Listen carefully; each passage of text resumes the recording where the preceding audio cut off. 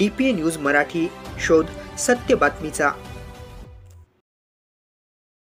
शेलू माध्यमिक शिक्षकपदी राजीव गांधी हायस्कूल, ताडबोरगाव, तालुका मानवत येथे कार्यरत व शेलू येथील रहिवासी सामाजिक कार्यकर्ते शेख महमूद यांच्या सामाजिक कार्य व वर्तमान परिस्थितीवरील निर्भीड व सटीक फेसबुक पोस्टची दखल घेऊन उत्तर प्रदेश राज्यातील अयोध्या येथील नेत्रायुग फाउंडेशन तर्फे भारतीय स्वतंत्रता दिनाचे औचित्य साधून राष्ट्रीय वीर रतन पुरस्काराने सन्मानित करण्यात आले। पुरस्कार वितरणासाठी उपस्थित राहता न आल्याने सदरील पुरस्कार पोस्टाद्वारे पाठवण्यात आला।